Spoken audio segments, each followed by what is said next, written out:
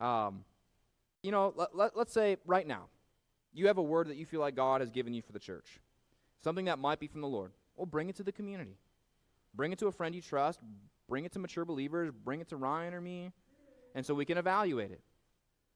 You could even come grab me before or after the service and say, hey, Kyle, I feel like God's saying this for our congregation. What do you think? That would be an appropriate way to deal with that. And I'll probably say, all right, let me pray about it and think about it. If I know right away that it's from the Lord, I said, well, maybe I'll let you share it in front of the church. If it's not from the Lord, I'm like, you know what? I really don't think that's from God. Here's why I don't think that's from God. Okay? What we're not going to do is have open mic time. This is where I think a lot of churches get in trouble. People just come up to the front and they share, God told me to tell you all the Bible's not true. No, we're not doing that, okay? We're not having people speak in a microphone and then it's going out on the internet. And did you hear what happened to Hampton Congregational Church? Too much nonsense happens like that. Somebody's going to say something heretical, and then I'm going to have to publicly embarrass them, and I don't want to publicly embarrass anybody. I don't think that's edifying.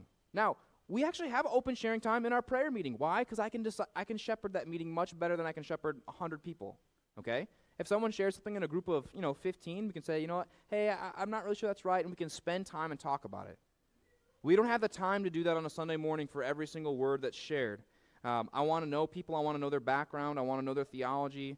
It's much easier to shepherd those kind of circumstances than a large format like this on a Sunday morning. That's probably, the church in Corinth was probably small churches that were meeting, and then the letter was passed around and gathered. It probably wasn't a big meeting where someone they didn't know was just speaking out to the church.